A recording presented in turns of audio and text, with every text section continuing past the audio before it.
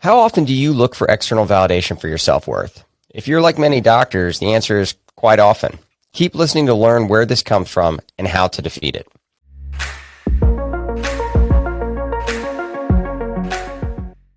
Hey, everyone. Welcome to episode number 86 of the Physician Philosopher Podcast, where we take an uncurated and unapologetic look into physician life, money, and mindset. So today's thought is this.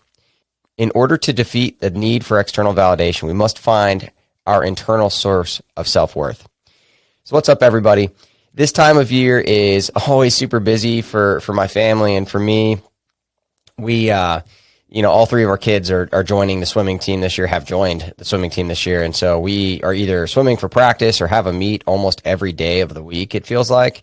And so that's been really busy, but also really cool seeing my kids, get times faster. And swimming's kind of unique in that I kind of get to share with my kids the journey of really enjoying the journey and not placing it on what place they finish in. Did they try their hardest? Are their times improving? They can compare themselves to themselves and actually track and see that improvement, which is really cool. Last year, Grace, our oldest, won the breakout swimmer of the year, the most improved swimmer. And when you look at her times, she almost cut her times in half because it was her first year swimming. She learned a ton over the summer.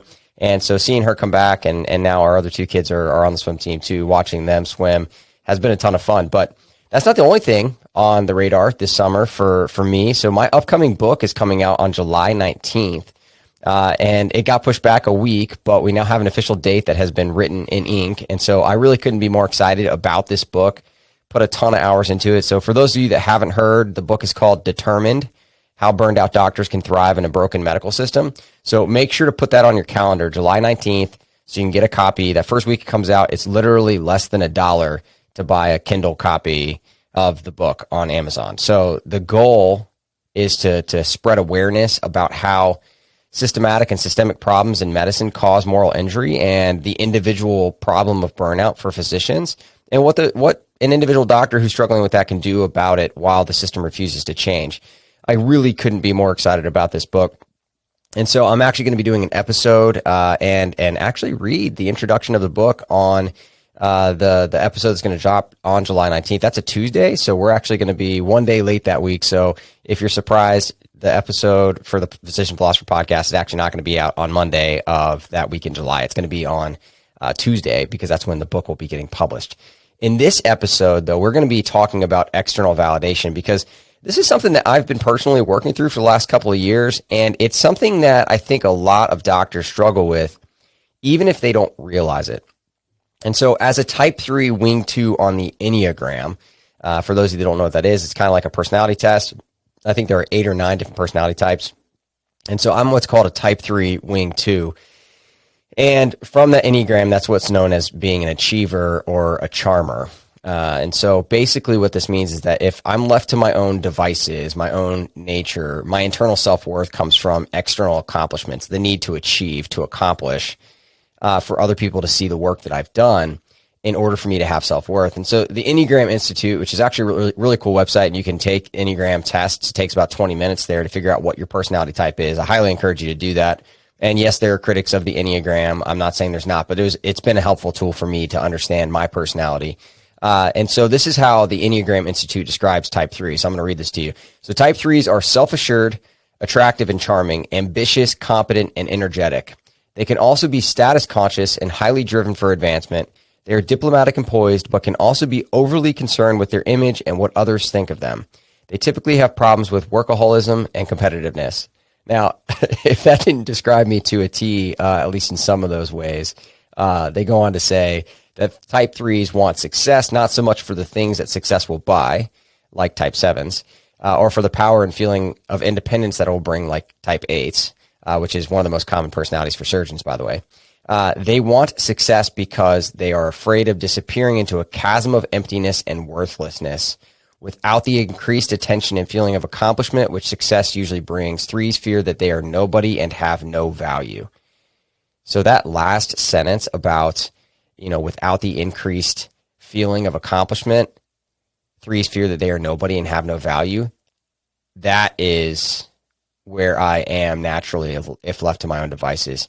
So now that you've jumped inside my head, you can see why I've published over, 300 blog posts, a couple hundred podcast episodes. I've written a couple of books, and all while, publishing papers in academic anesthesia and running educational endeavors and being a dad to 3 kids and much lesser half to my wife. I accomplish a lot. And people look at this and they ask me questions all the time, like, Jimmy, how do you get all this stuff done? And for me, I don't really know how to answer that question because it's kind of just how I'm wired. I've never had a problem accomplishing or achieving or being productive. In fact, I have the opposite problem of learning how to rest and to put things down, because when I'm not accomplishing, when I'm not achieving, my self-worth is under attack. So it's not because I really want to be seen as successful for me. For me, it's because my nature is to create self-worth through accomplishments and achievements. It's because of my constant need for that external validation. And so the problem is that this naturally produces a people-pleasing nature, this need for external validation. And the accomplishments and achievements that create purpose and identity in my life help me feel that way. They make me feel valuable. And so for you, it might be achievements or accomplishments. It might be compliments from other people. It might be how you're viewed as a leader. For everybody in every personality type, it's going to be different, but many of us have this need for external validation that I want to talk about in this episode. And some of the problems with our need for that and some ways to work through getting rid of it. So if that's something that you struggle with as well, like many, many people that I know that reach out to me through email after they listen to the podcast episodes, then this episode is going to help you with that. So we talk a little bit about people pleasing in episode 22 of this podcast. And people pleasing is often a symptom that's caused by our need for external validation from other people. So one of the biggest problems with this, as we read in that description above that I just talked about from the Enneagram Institute, is that it means that when we devolve into people pleasing, the result is that we often have no idea what we want. Our self-worth is found in that external source.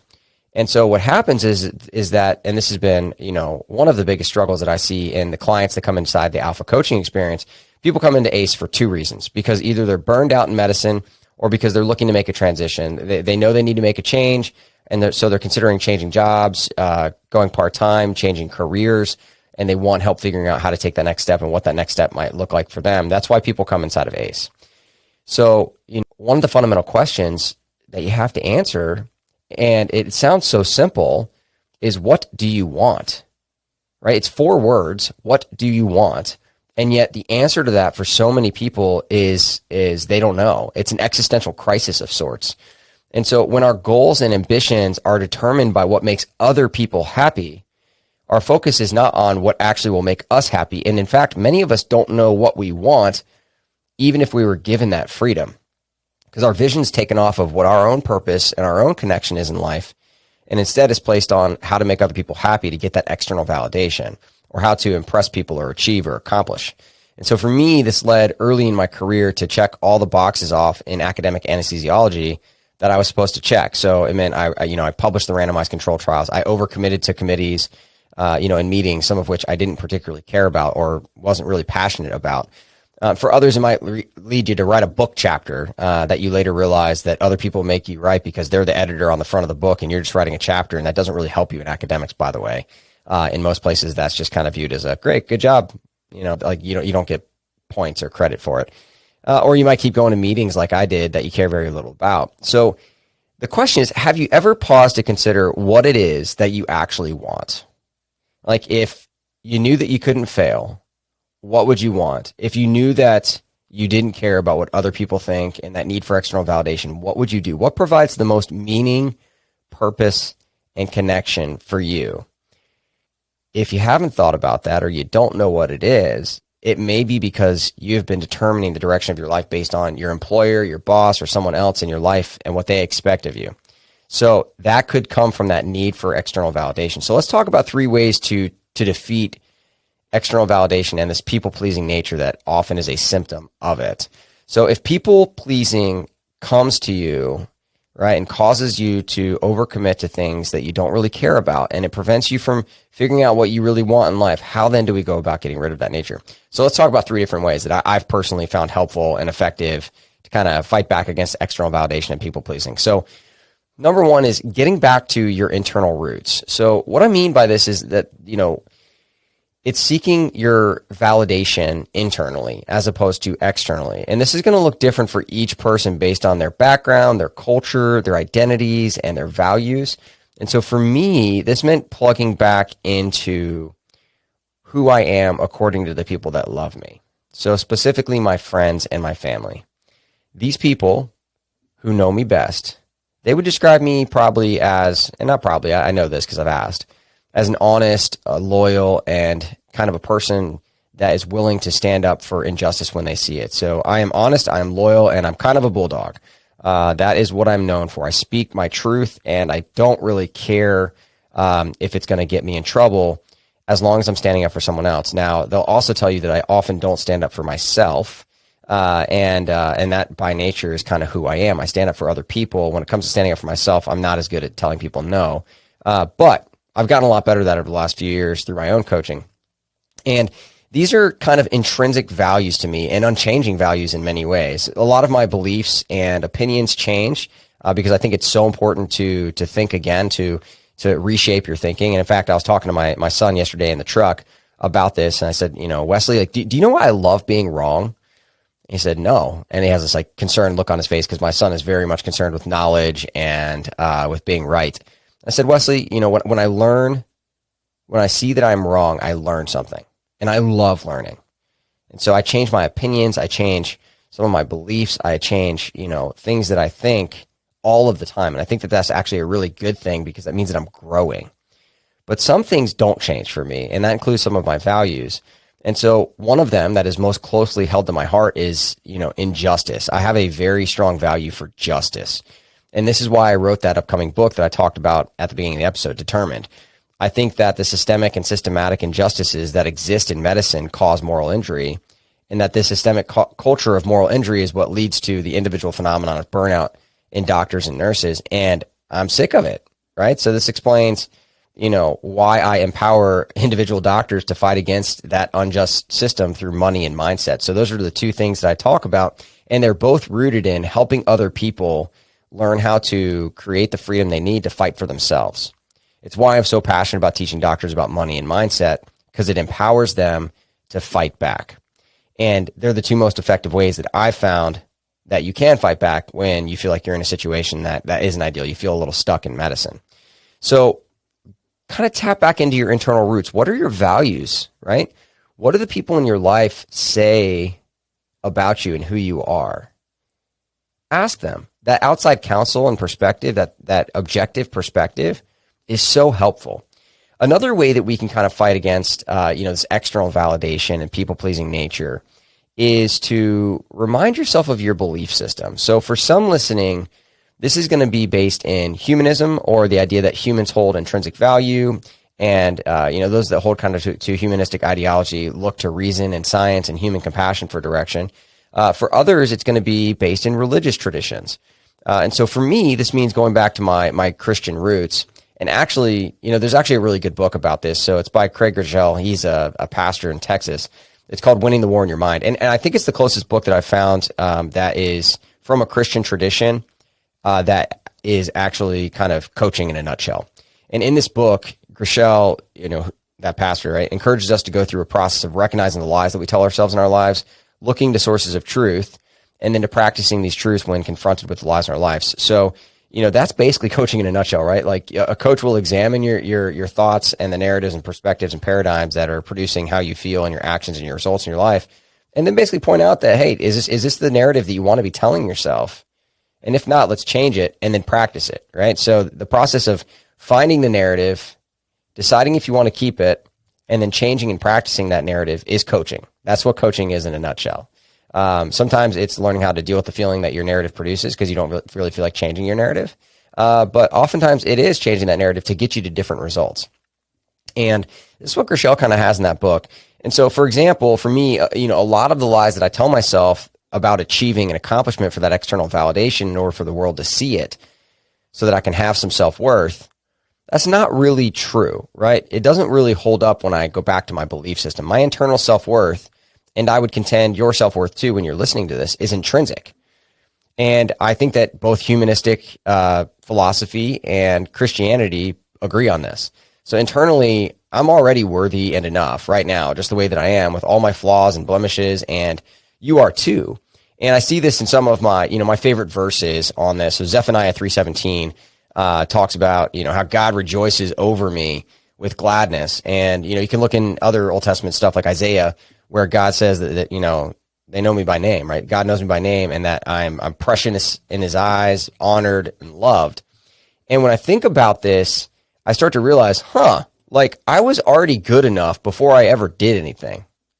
Like I didn't need to do anything in addition to just existing in order to be good enough to have self-worth, right? And when I remind myself of these values and these intrinsic identities, I'm reminded that none of them require me to accomplish or to achieve. And I recognize there's going to be a lot of people listening to the show that probably aren't Christian, and that's fine. I encourage you to go back to your core identities, to your core beliefs, and what do they say about who you are? Because my core beliefs tell me that I was enough and worthy of love long before I ever did anything externally for the world to see.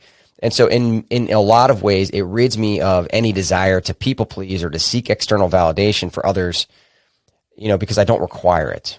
If I'm worthy and enough intrinsically, I do not need to do things simply for the sake of others' expectations of me. And this kind of brings me to the third and final point, like another way to deal with this if the first two don't resonate for you. And that's that, when I used to do this a lot in terms of accomplishing and achieving and seeking external validation through others, I would often say yes to things that I didn't really want to do. And the reason why is because I had this narrative that if I say no to this person's expectations of me, they're going to get disappointed. And I had to recognize, someone actually got pointed out to me by my coach, and so at the time, so that when I say that, I'm not giving people enough credit.